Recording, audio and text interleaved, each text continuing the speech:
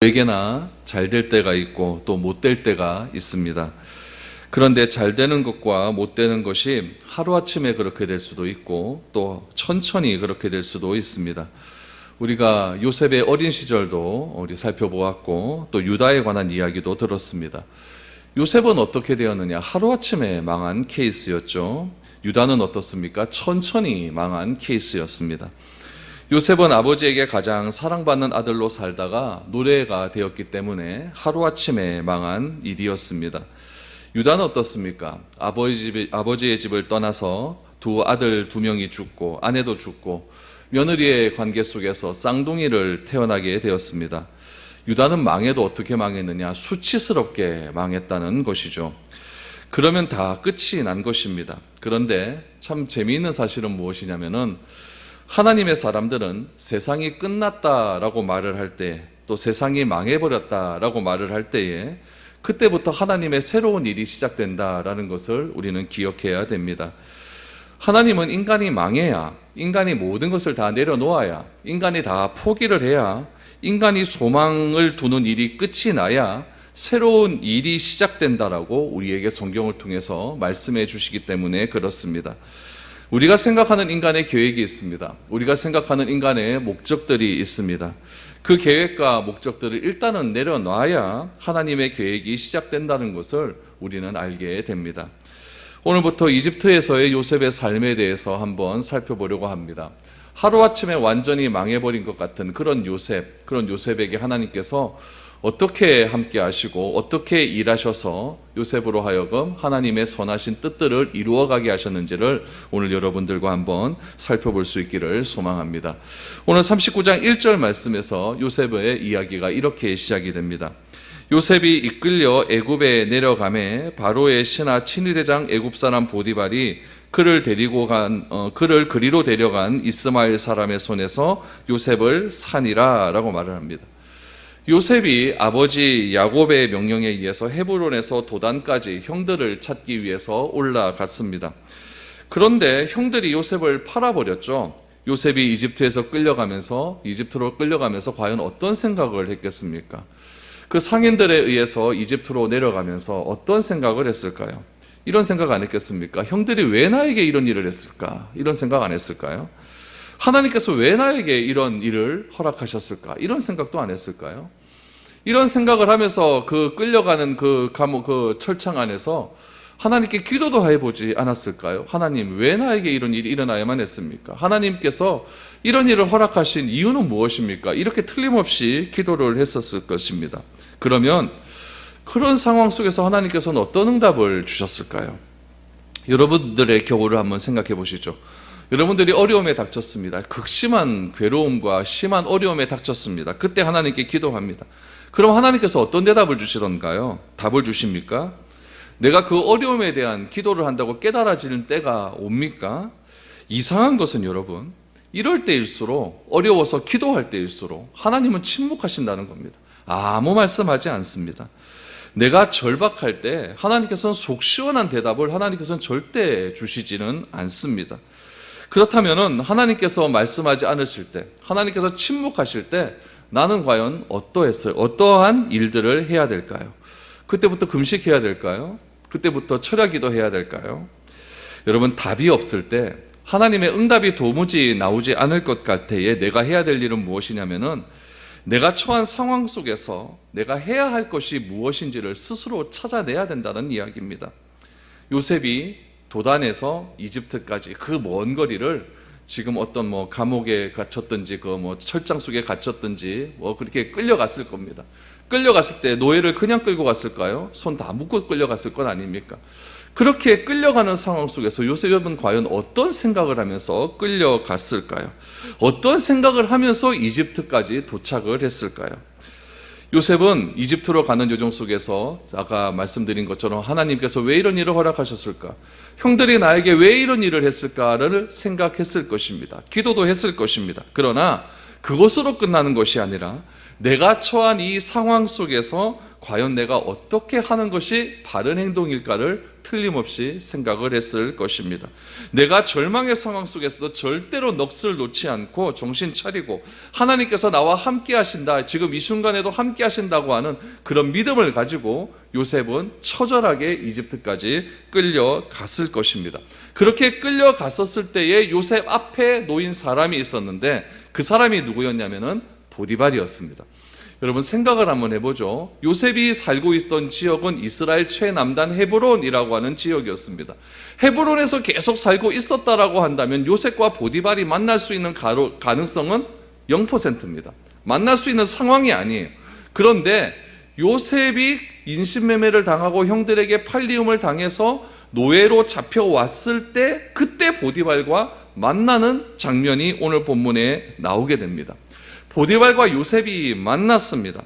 그럼 어떻게 보디발과 요셉이 만날 수 있었겠습니까? 그 당시에는 노예는 어떤 취급을 받았냐면 물건이었죠. 하나의 생존권을 가진 그런 인간이 아니라 물건이었습니다. 그냥 쇼핑센터에다가 그냥 우리가 물건을 사는 것처럼 그냥 노예 시장에다가 노예 쫙 깔아놓고 그냥 내가 원하는 거 고르면 되는 겁니다. 그러면 노예를 사러 온 사람은 누구를 고르겠습니까? 자기의 취향에 맞는 노예를 고르는 것 아니겠습니까? 유머를 찾는다면은 여자 노예를 구했겠죠. 또 어떤 심한 노역을 시킨다면은 뭐 힘 좋고 이런 사람을 구했겠죠. 보디발도 마찬가지였을 겁니다. 여러분들 같으면은 어떤 노예를 구했겠습니까? 어떤 기준을 가지고 노예를 사겠습니까? 우리가 이런 마트 같은 데 가서 과일을 하나 구해도 과일을 자세히 봅니다. 그렇죠? 사과를 하나 볼 때도 빛깔이 어떻고 또 꼭지가 어떻고 이런 거 자세히 보면서 그렇게 사지 않습니까? 그 당시에 노예를 살 때도 그렇게 샀다는 이야기입니다. 그러면은 이 주인들이 노예를 살 때 노예의 가장 무엇을 먼저 보았을까요? 제일 먼저 보는 것은 얼굴과 눈빛입니다. 체형이나 체격은요, 그 다음이에요. 그 당시에 얼굴은 어떻게 평가를 했냐면 볼을 가지고 평가를 했어요. 그래서 볼이 좀 볼구스름하면은 그 사람이 굉장히 잘생기고 미인이라고 그렇게 평가를 했습니다. 우리 다윗도 보았을 때 볼이 붉었더라라고 말하는 것은 그 당시에 꽤 잘생긴 어린 소년이었다라고 우리가 생각을 할 수가 있습니다. 그래서 그 당시 사람들은 제일 먼저 보았을 때 볼을 보았고 또 하나 보는 것은 무엇이냐면 눈빛입니다. 그럼 여러분들이 노예였다. 그럼 여러분들의 눈은 어떤 눈빛이었을까요? 초롱초롱했을까요? 그렇진 않았을 겁니다. 나는 이제 끝났다. 자포자기의 눈빛이었겠죠. 어떤 노예는 눈을 감고 있었을지도 모릅니다. 어떤 노예는 너무 울어가지고 눈이 팅팅 부어서 그런 노예도 있었을 수도 있습니다.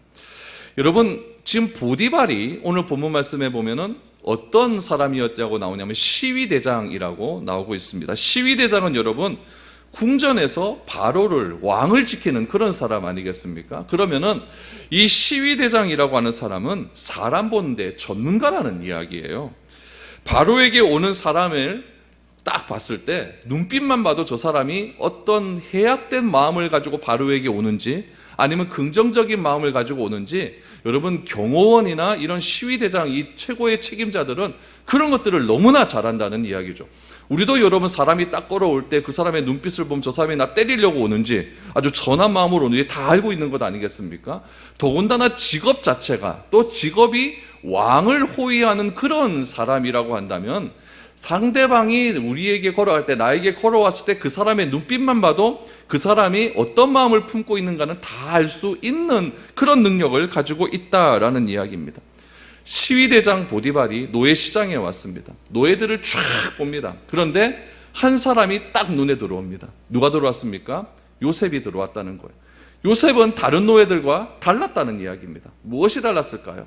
눈이 빛났을 겁니다. 눈이 빛났을 것이고 다른 노예는 다 삶의 의욕을 다 포기해서 아무것도 절망적인 그런 상황 가운데 있을 법했을 건데 요셉은 그렇지 않았다라는 이야기죠. 수많은 노예 중에서 유난히 빛이 나는 한 사람을 택하기 시작했습니다. 그 사람이 누굽니까? 요셉이었습니다. 요셉과 보디발은 그렇게 만날 수 있었다라는 이야기죠. 요즘 참 어렵다고 이야기합니다. 그런데 이 어려움을 대하는 태도가 다릅니다. 어떤 사람은 절망합니다.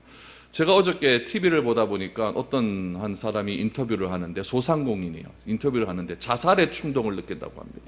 이래서는 못 산다는 거죠. 자살하고 싶다는 이야기를 방송상에서 그렇게 한다는 이야기. 어떤 사람은 넋을 놓고 있는 거예요. 인터뷰하다가 막 웁니다. 울어요. 막. 이래서는 못 살겠다는 이야기죠. 그러나 어떤 사람은 그 상황 속에서 적응을 합니다. 적응을 하고 현실 속에서 힘을 내는 사람이 있다라는 이야기입니다. 어떤 사람은 지금의 위기보다 더 큰 위기를 이겨내는 힘을 얻는 사람이 오늘 이 시대에도 있다라는 이야기죠. 그래서 위기가 그 사람을 넘어지게 하지 않고 위기는 더 큰 위기를 준비하는 시간이다라고 생각을 하고 그렇게 열심히 살아가는 사람들이 있다라는 이야기입니다. 요셉을 보십시오. 요셉은 아버지로부터 사랑을 극진히 받았던 사람입니다. 채색 옷을 입었다는 데서 알 수가 있는 것이죠. 그늘이 없는 사람이 요셉이었습니다. 늘 아버지의 사랑을 받았기 때문에 항상 얼굴 속에서는 밝은 미소가 끊이지 않는 그런 사람이었습니다. 얼굴 밝은 사람이 요셉이었습니다. 그러나 노예는 그렇지 않습니다. 노예의 얼굴은 항상 그늘이 집니다. 우리에게 어떤 태도가 중요한가? 이건 여기서 나타난다는 이야기죠. 그래서 사람을 보는 눈이 특별했던 보디발의 눈에 요셉이 그래서 띄인 겁니다. 요셉은 지금 도단에서 이집트로 내려오는 그 순간순간 속에서도 절망하지 않았다는 거죠. 물론 절망을 했을 겁니다. 그러나 그 절망이 끝까지 가지 않았다는 이야기죠. 이런 상황 속에서 내가 무엇을 어떻게 해야 될 것인가를 요셉은 진지하게 고민했을 겁니다. 요셉이 마음속에 형들에 대한 분노가 가득 차고 어떻게 해서든 내가 이렇게 나를 상황에 만든 형들에게 내가 복수하겠다라고 생각을 했다고 한다면 여러분 절대 보디발의 눈에 띄지 않았을 겁니다. 왜냐하면 그런 마음을 가졌다고 하면 요셉의 눈 속에는 복수의 눈빛이 타올랐기 때문에 그렇습니다.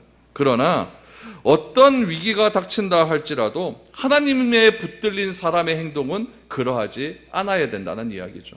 이런 어려운 시기 속에서도 이런 위급한 상황 속에서도 하나님의 사람의 눈빛은 밝게 타올라야 된다는 겁니다. 그래야만 보디발과 같은 사람들의 눈에 띄어서 어떻게 해서든지 우리가 이 가운데서 살아남을 수가 있고 그리스도의 귀한 빛을 발휘할 수가 있다라는 이야기입니다. 여러분, 요셉은 하나님의 꿈을 소유한 사람 아니겠습니까? 그랬기 때문에 그는 하나님과 함께 하신다고 하는 믿음이 어려서부터 있었습니다. 그런 믿음이 없었다고 한다면 요셉과 보디발은 절대 만날 수가 없었을 것입니다. 하나님은 요셉과 보디발의 만남을 이런 철저한 어려움 속에서 만나게 하신다는 겁니다. 그 어려움 속에서 요셉과 보디발을 만나게 하셔서 하나님의 왕성하신 그 꿈을, 그 뜻을 이루게 하시는 그런 과정으로 삼아주셨다는 이야기입니다. 저는 틀림없이 생각이 됩니다. 이 어려운 과정 속에서도 교회도 힘들고 가정도 힘들고 직장도 힘들고 다 어렵지만 안 힘든 사람 하나도 없습니다. 다 어렵지만은 이런 과정을 우리가 요셉과 같은 마음으로 불꽃 같은 눈빛을 가지고 세상을 바라본다고 한다면 하나님께서 틀림없이 이 어려운 시기 속에서 우리에게 하시고자 하는 메시지는 분명히 있다라고 믿습니다. 그런 믿음이 우리 가운데 넘쳐날 수 있기를 바랍니다. 요셉과 보디발은 그런 믿음을 가지고 만나게 되었습니다. 그 만남 이후에 어떤 일들이 있었습니까? 2절과 3절을 보십시오. 여호와께서 요셉과 함께 하심으로 그가 형통한 자가 되어 그의 주인 애굽 사람의 집에 있으니 그의 주인이 여호와께서 그와 함께 하심을 보며 또 여호와께서 그의 범사에 형통하게 하심을 보았더라 라고 말합니다. 여기서 여러분 형통이라는 말이 나오기 시작을 합니다. 정말 이상하죠. 특별히 2절과 3절 말씀해 보니까 하나님이 요셉과 함께 하셨기 때문에 요셉이 형통한 자가 되었다라고 이야기하고 3절 말씀해 보시면은 여호와께서 그의 범사에 형통하게 하심을 보았다라고 이야기합니다. 여러분 형통이라고 하는 말의 뜻은 우리가 흔히 쓰는 말의 뜻은 무엇이냐면은 내 마음대로 되는 것, 내가 원하는 대로 되는 것, 그것이 형통입니다. 그런데 그 형통함 때문에 그 형통함을 얻으려고 하는 사람 때문에 얼마나 많은 사람들이 고생을 하는지 모릅니다. 여러분 내 마음대로 일이 풀리는 것을 형통이라고 생각을 해서 그 형통함을 추구하기 위해서 사람들이 얼마나 고생을 합니까? 얼마나 많은 어려움을 갖고 있습니까? 여러분 우리가 형통하다라고 생각하는 사람, 흔히 말하는 잘 산다라고 하는 사람, 그 잘 산다라고 하는 사람 밑에는요 수많은 사람들이 있습니다. 그렇죠? 수많은 사람들이 있어요. 재벌 밑에는 수많은 사람들이 존재합니다. 그 재벌 보고 우리가 그 사람들이 다 먹고 사는 거예요. 우리가 가만히 보았을 때 그 잘 사는 사람들을 보면 형통하다라고 생각하죠. 뭐든지 마음먹은 대로 다 할 수 있다라고 생각하기 때문에 그렇습니다. 그러면 그 사람들이 그 형통함을 유지하기 위해서 가만히 있습니까? 절대 그렇지 않습니다. 자기 밑에 있는 사람들을 부리게 되는 거죠. 왜냐하면 돈을 주니까 부릴 수 있는 거죠. 그러면서 자기는 더 큰 소득을 얻게 되고 더 큰 형통함을 얻게 된다는 이야기죠. 우리가 만사형통이라는 말을 하지 않습니까? 모든 일에 만사형통하기 위해서 세상 사람들은 다 그렇게 목숨을 걸고 살아갑니다. 우리도 그러기 위해서 목숨을 걸고 살아가죠. 어떤 사람이 만사형통하기 위해서 자기 주변에 있는 사람의 행동이나 또는 삶을 신경 쓰는지 아십니까? 절대 그렇지 않습니다. 세상은 그렇게 만만한 곳이지 아니지 않습니까? 그래서 여러분, 만사형통하는 사람 곁에 있는 사람은 만사가 고집스럽습니다. 만사가 고통스럽습니다. 왜냐하면 그 만사형통한 사람의 눈에 들어야만 나도 형통한 삶을 살 수 있다라고 생각하기 때문에 그렇습니다. 그런데 여러분, 오늘 본문 말씀에 보면은 우리가 생각하는 이런 형통의 의미와는 정반대의 의미가 나옵니다. 창세기 39장 2절에서 형통이란 말로 시작을 하는데 제일 끝에 23절 말씀에 보면 또다시 형통이란 말로 끝납니다. 그러면은 이 39장의 이야기는 요셉에 대한 이야기가 나오거든요. 요셉의 이야기는 어떤 이야기냐? 형통으로 시작해서 형통으로 끝나는 이야기입니다. 그렇다면은 우리가 생각하는 형통의 의미라고 한다면 노예가 형통한 것일까요? 아니에요. 요셉은 노예가 되어서는 안 된다는 이야기입니다. 다음 주에 보면 요셉이 어디에 갑니까? 감옥에 가지 않습니까? 감옥에 가는 사람 보고 누가 형통한다고 이야기합니까? 아니에요. 여러분, 노예로 팔려가서도 안 되고 감옥에 가서도 안 되고 누구보다도 거부를 살아야 됩니다. 그래야 형통했다라고 이야기를 하는 거예요. 그런데 요셉의 삶은 어떤 삶이었느냐? 노예의 삶이었고 감옥에 들어간 삶이었습니다. 하나님은 그런 삶을 보고 오늘 2절 말씀해 보니까 여호와께서 요셉과 함께 하심으로 그가 형통한 사람이 되었다라고 말을 하고, 또 노예로 사는 삶, 노예로 사는 요셉의 삶을 보고 보디발이 뭐라고 이야기하냐면은 여호와께서 그의 범사에 형통하게 하심을 뭐했다? 보았다라고 이야기합니다. 노예로 사는 것이 뭐 그리 대단한 삶이기에 하나님께서 요셉에게 형통하게 산다라고 하는 것을 보디발이 보았을까요? 여러분, 그래서 내 뜻대로 풀리는 것이, 내 마음대로 하는 것이 형통이라고 생각하는 그 생각 속에서, 그 관념 속에서 벗어나지 않는다고 한다면 여러분, 내가 기도하는 것도, 내가 하나님을 붙드는 것도 다 이런 이유 때문에 붙들 수밖에 없다는 이야기입니다. 내가 그렇게 되면 될수록 주변의 사람들이 힘들고 어려워지는 겁니다. 그러면 여러분, 하나님께서 우리에게 말씀하신 이 형통의 의미가 도대체 무엇이겠습니까? 뻔한 이야기지만 오늘 본문 말씀 속에서 그 형통의 의미를 우리가 찾을 수가 있습니다. 첫 번째, 성경에서 말하는 형통의 의미는 무엇이냐? 내 뜻을 꺾고 하나님의 뜻을 이루는 것이 형통입니다. 그것이 형통이에요. 그럼 그 하나님의 뜻은 무엇이냐? 두 번째, 내 주변의 사람들과 함께 공존하는 것이 형통이라는 겁니다. 나만 잘 되는 것이 아니라 세상에서는 내가 형통하기 위해서 다른 사람을 짓밟는 그런 삶의 구조를 살아가고 있지만 성경에서는 그렇게 말하고 있지 않습니다. 내 주변의 사람들과 함께 공존하는 것이 형통이라고 이야기합니다. 또 하나, 내가 속한 믿음의 공동체 속에서 하나님의 뜻을 이루어가는 것이 형통입니다. 그러므로 하나님께서 말씀하시는 형통은 무엇이냐면은 내 뜻을 꺾는 게 형통입니다. 하나님께서 말씀하시는 형통은 나 혼자 잘 되는 것이 형통이 아닙니다. 하나님께서 말씀하시는 형통은 하나님께서 말씀하신 이 귀한 교회라고 하는 이 구조 속에서 교회에 속해 있는 많은 사람들과 함께 하나님의 뜻을 함께 이루어 가는 것이 형통이다라는 이야기죠. 그래서 보십시오. 2절 말씀해 보니까 여호와께서 요셉과 함께 하심으로 그가 형통한 자가 되어 그의 주인 애굽 사람의 집에 있다라고 말합니다. 애굽 사람의 집, 보디발의 집 안에서 형통한 자가 되는 겁니다. 또 하나, 그의 주인이 여호와께서 그와 함께 하심을 보았다. 또 여호와께서 그의 범사에 형통하게 하심을 보았다. 어디서 본 겁니까? 보디발의 집 안에서 보는 겁니다. 그러므로 하나님께서 우리와 함께 하시는, 하나님께서 우리에게 요구하시는 형통은 내가 세상에서 권력을 잡고 내가 세상에서 많은 것들을 소유하여서 내가 겁낼 것 없이 거대한 권력을 가지고 거대한 힘을 가지고 내 마음대로 다 하는 것, 그것이 형통이 아니라는 이야기입니다. 하나님께서 말씀하시는 형통은 일단 내 뜻이 꺾여져야 됩니다. 저는 이 코로나 시대에 내 뜻이 꺾여지는 수 있는 그런 시대가 되었으면 좋겠습니다. 그래서 내 혼자서 잘할 수 있다라고 하는 그런 자만감들이 다 꺾여져서 하나님의 뜻이 무엇인지를 점점 분별할 수 있는 그런 시대가 될 수 있어야 된다는 것입니다. 그래서 본문에 보니까 보디발이 요셉을 통해서 하나님이 주시는 형통함을 보게 되었다, 그거를 말하고 있습니다.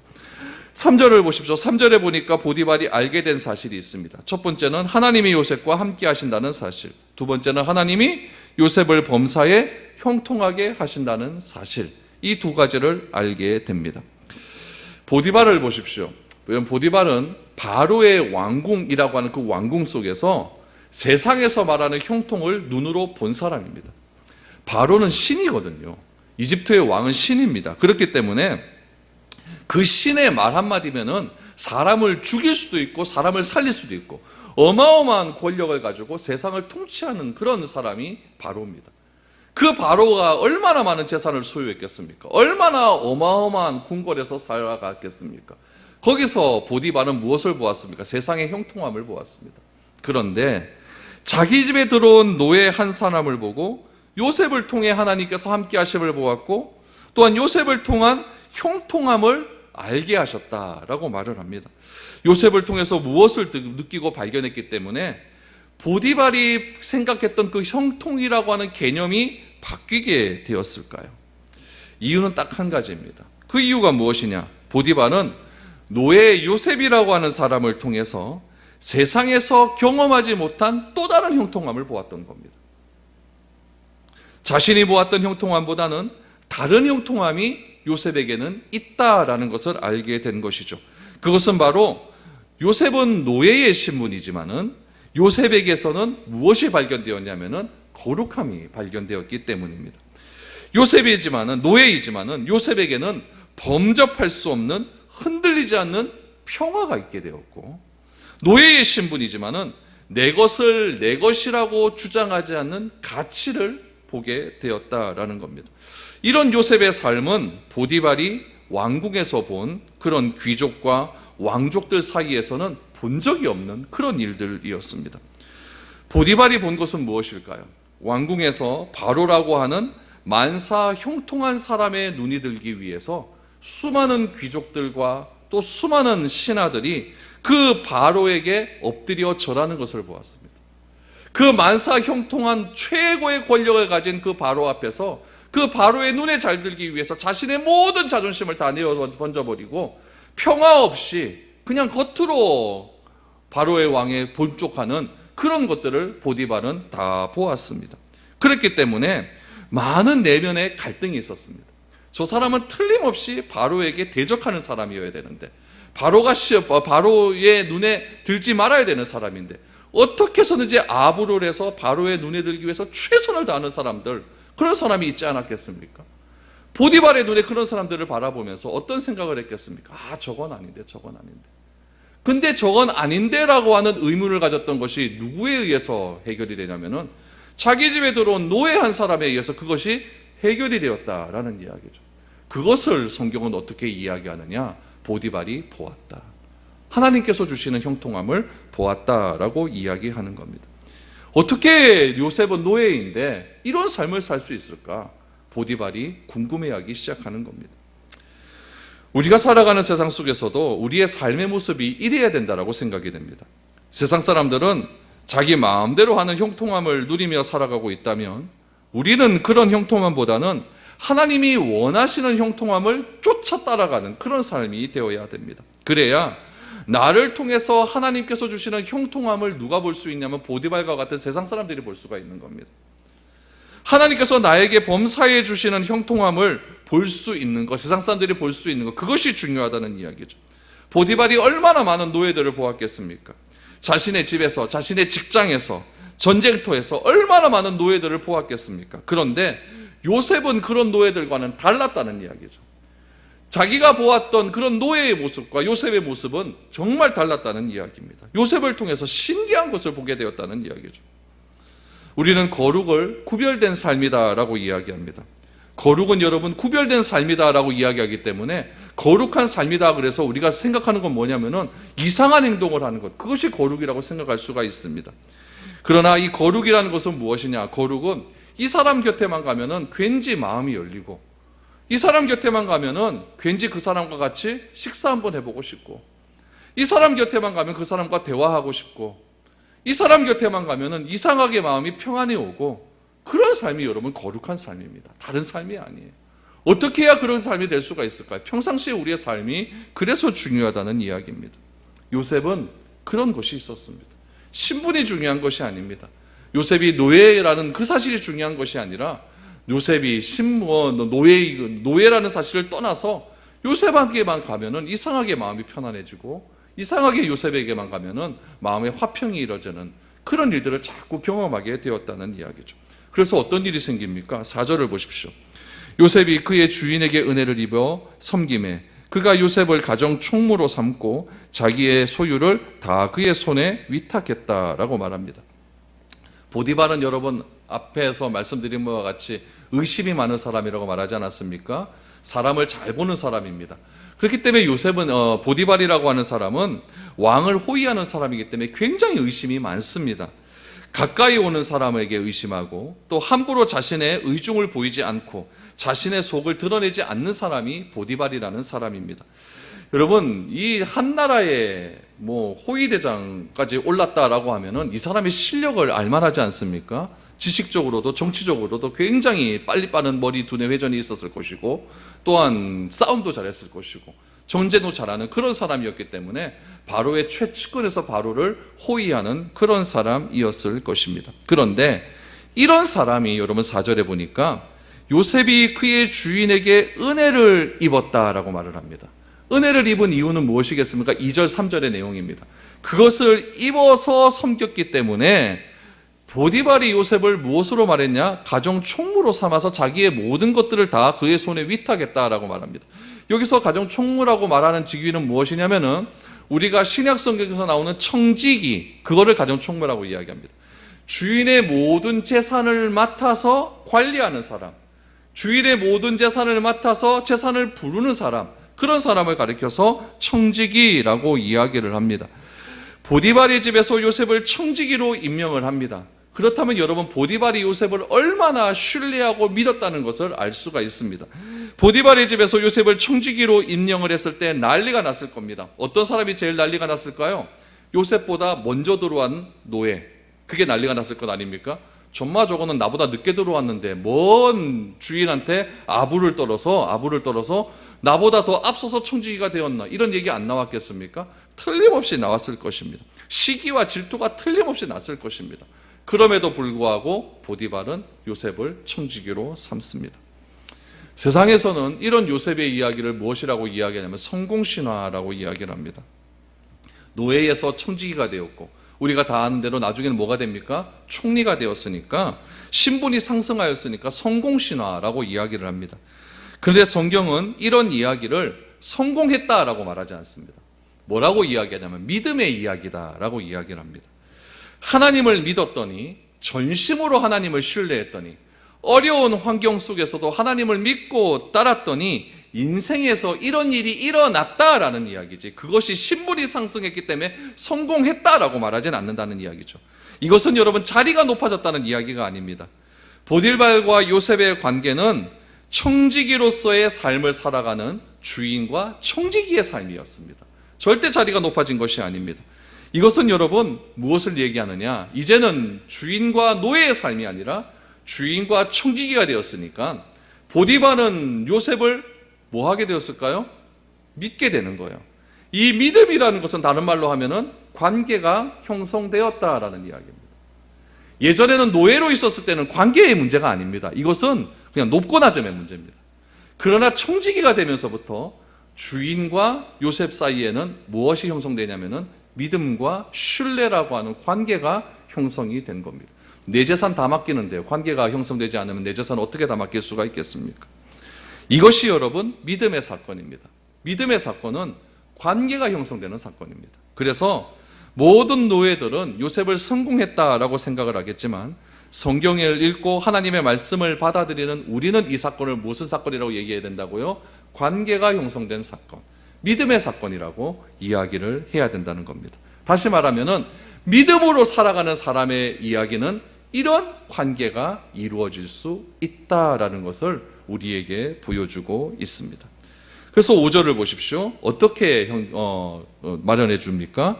그가 요셉에게 자기의 집과 그의 모든 소유물을 주관하게 한 때부터 여호와께서 요셉을 위하여 그 애굽 사람의 집에 복을 내리심으로 여호와의 복이 그의 집과 밭에 있는 모든 소유에 미친지라 라고 말합니다. 여러분 중요한 것은 제가 하나님께서 형통하신다는 것은 어떤 것이라고 말씀을 드렸냐면은 이 교회라고 하는 틀 안에서 함께 잘 되어가는 것을 형통이라고 하지 않습니까? 오늘 본문 말씀에 보니까 그런 말이 나옵니다. 요셉 때문에 하나님께서 누구의 집도 형통하게 하셨다? 보디발의 집도 형통하게 하셨는데 그 여호와의 복이 어디까지 임했느냐? 5절 하반절에 보니까 집과 밭에 있는 모든 소유에 미치게 되었다라고 말을 합니다. 여러분 이 말씀 우리 신명기 말씀에 나오잖아요. 신명기 28장 1절에서 6절 말씀에 보면은 하나님께서 하나님을 믿는 사람들에게 이런 복을 주시겠다고 말을 합니다. 제가 읽어드리겠습니다. 내가 내 하나님 여호와의 말씀을 삼가 듣고 내가 오늘 내게 명령하는 그의 모든 명령을 지키면 내 하나님 여호와께서 너를 세계 모든 민족 위에 뛰어나게 하실 것이라. 내가 내 하나님 여호와의 말씀을 청종하면 이 모든 복이 내게 임하며 내게 이르느니 성읍에서도 복을 받고 들에서도 복을 받으며 내 몸의 자녀와 내 토지의 소산과 내 짐승의 새끼와 소와 양의 새끼가 복을 받을 것이며 내 광주리와 떡반죽 그릇이 복을 받을 것이며 내가 들어와도 복을 받고 나가도 복을 받을 것이니라 라고 말하지 않습니까? 이러한 복이 어디에 임했다? 보디발의 집에 임하는 겁니다. 보디발의 집에 왜 임합니까? 요셉 때문에 임했다는 이야기예요. 이런 복을 하나님께서 요셉에게 주셨기 때문에 그렇습니다. 우리가 고난 가운데서 형통함을 누리게 된다는 것은 세상 사람들이 다 알게 된다는 겁니다. 고난 속에서도 하나님을 믿는 우리가 절망하고 하나님을 믿는 우리가 타락하고 하나님을 믿는 우리가 아무것도 하지 않고 그냥 그 자리에 앉아서 그냥 자살의 충동을 느끼고 어떻게 살아가나 이렇게 말을 하는 것이 아니라 요셉과 같은 그런 상황에 있다 할지라도 하나님이 주신 그 환경 속에서 내가 무엇을 할 거를 열심히 최선을 다해 노력을 한다면 나를 통해서 내 주변이 복을 받는다는 겁니다. 나를 통해서 교회가 복을 받는다는 것이죠. 나를 통해서 우리 가정이 더욱더 복을 받게 된다는 이야기입니다.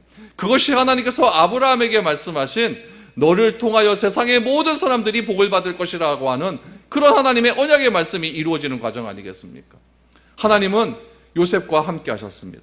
요셉과 함께 하셨기 때문에 그 요셉을 통하여서 보디발의 집과 들과 밭에 복을 주셨다라고 성경은 말을 하고 있습니다. 여러분 교회가 해야 될 일이 무엇일까요?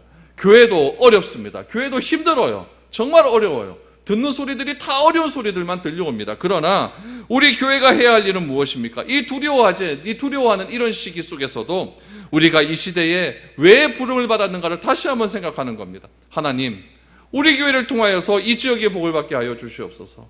하나님, 우리 교회를 통하여서 우리 교회에 속한 모든 사람들이 복을 받게 하여 주시옵소서. 그래서 요셉 한 사람을 통하여 보디발의 집이 복을 받았듯이 훗날에 이집트가 살리고 세상이 살린 그런 놀라운 일들이 일어났듯이 하나님 이 교회를 통하여서 이 시기에 이 교회를 존재하게 하신 이유를 다시 한번 깨달아서 하나님 이 지역에 복을 받게 하여 주시옵소서. 이런 믿음의 고백들이 우리 가운데 날마다 터져 나와야 될 줄로 믿습니다. 6절을 보십시오. 주인이 그의 모든 소유를 다 요셉의 손에 위탁하고 자기가 먹는 음식 외에는 간섭하지 아니하였더라. 요셉은 용모가 빼어나고 아름다웠더라. 세상에 어떤 사람이 모든 재산을 다른 사람에게 맡기겠습니까? 그러나 보디발은 요셉에게 먹는 음식 외에는 다 맡겼습니다. 음식 문화가 그 당시에 좀 알 필요가 있는데 그 당시에 이집트 사람들은 다른 민족의 사람들과는 절대 밥을 먹지 않았다고 합니다. 그랬기 때문에 음식을 같이 안 먹는 거죠. 특별히 이집트 사람들은 어떤 직위의 사람을 제일 싫어했냐면 목축업을 하는 사람을 제일 싫어했습니다. 그러니까 제일 하대한 그 사람들과는 음식을 먹지 않는 거예요. 그래서 야곱의 가족들이 훗날 이집트에 다 가지 않습니까? 이집트에 갔었을 때에 야곱의 가족들이 거한 곳이 어디냐면 고센 땅이라고 하는 곳이에요. 나일강 삼각지입니다. 거기는 이집트 사람들이 많이 사는 곳이 아니에요. 그러니까 그쪽 집 주는 겁니다. 그러니까 철저하게 구별된 삶을 살아가는 거죠. 그래서 이 보디발도 요셉의 모든 것을 다 믿습니다. 그러나 그 당시의 문화가 그랬기 때문에 음식을 관리하는 것 외에는 모든 것을 다 요셉에게 넘겨 주었다라는 이야기죠. 요셉이 노예로 팔려갔지만 신분은 떨어졌지만 하나님은 그와 함께 하셨고 그가 하나님을 붙드셨고 또한 하나님과 동행하는 사람으로서 신실한 삶을 살았더니 눈앞에 있는 현실 속에서 최선을 다하는 삶을 살았더니 이런 결과가 나오게 되었습니다. 특별히 여러분 마지막 절 우리 6절 하반절 말씀해 보니까 요셉은 용모가 빼어나고 아름다웠더라. 이 말은 결국 복선을 깔아놓는 거예요. 나중에 어떤 일이 일어날 것인지에 대한 복선을 쫙 깔아놓죠. 요셉이 아름답고 용모가 아름다웠기 때문에 이 집에서 어떤 사건이 일어날 것인가는 또 다음 주에 시작이 됩니다. 우리가 알아야 될 것은 무엇이겠습니까? 오늘 본문 속에서 알 수 있는 사실은 고난은 나에게만 임하지 않는다는 거예요. 지금 이 시대에 당하는 고난은요, 유치원생들에게도 있습니다. 그 애들이 마스크를 쓰고 얼마나 힘들겠어요. 그렇죠? 초등학생들도 다 고난당합니다. 대학생들도 고난당하죠. 선생님도 고난당하고 목사도 저도 힘들고 여러분도 힘들고 다 힘듭니다. 다 힘들어요. 어떤 특정한 사람에게만 고난은 임하지 않습니다. 그러나 그런 고난 속에서도 우리가 믿음을 가졌다라고 한다면, 하나님을 아버지로 부른다고 한다면, 예수를 그리스도라고 부르는 사람이라고 한다면 우리가 그 믿음을 속에서 그 고난 속에서도 누리는 형통함이 요셉처럼 나타나야 된다는 이야기입니다. 세상이 말하는 형통함의 기준을 바뀌게 하는 것이 오늘날 우리가 세상을 향해 외치는 일입니다. 어떻게 이 땅에 하나님 나라가 임하게 될까요? 하나님을 믿는 사람이 누리는 형통함이 세상이 누리는 형통함을 압도하게 될 때에 하나님 나라는 이 땅에서 우리가 경험하게 될 것입니다. 그러나 세상이 알고 있는 형통함에 미쳐서 하나님을 믿는다고 하면서도 세상이 말하는 형통함을 이루지 못한다고 한다면 이 세상은 영원토록 이렇게 흘러갈 수밖에 없다는 이야기입니다. 요셉은 보디발의 집에서 이 그 어려운 고난들을 이기는 삶을 살았기 때문에 결국 그 보디발의 집을 바꿀 수 있는 그런 놀라운 일들을 행하게 되었습니다.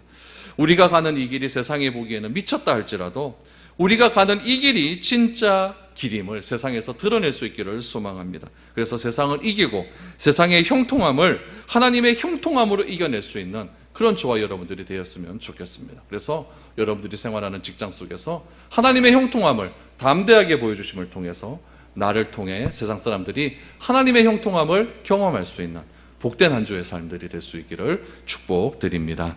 우리 찬양 한 곡 부르고 우리 간단하게 기도하겠습니다. 괴로울 때 주님의 얼굴 보라 같이 찬양하겠습니다.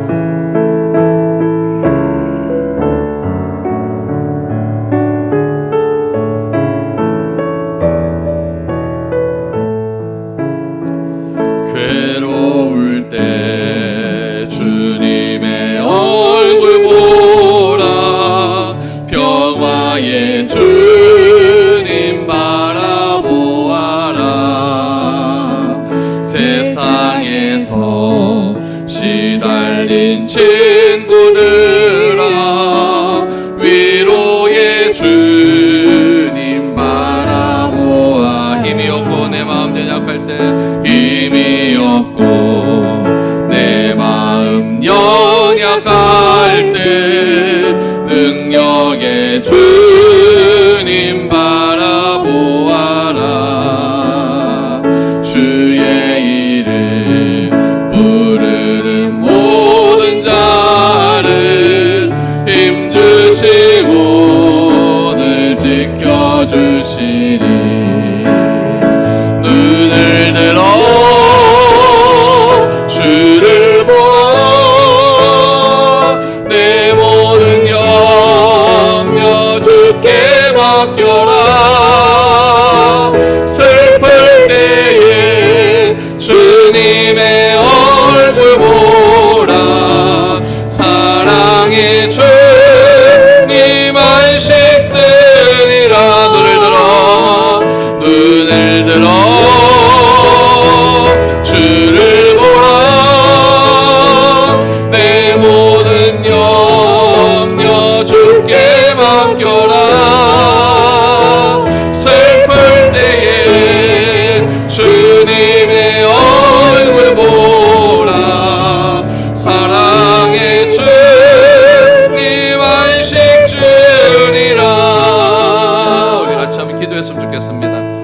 가정에서 온라인으로 예배 드리시는 분들도 이 시간 간절하게 하나님께 기도하십시오. 하나님, 세상의 형통함을 보고 두려워하는 것이 아니라 이 고난의 시기에 하나님의 주시는 그 형통함을 세상 사람들에게 드러낼 수 있는 믿음을 더해달라고 하나님께 간절히 기도하시기를 바랍니다. 보디발이 노예의 신분에 있었던 그 요셉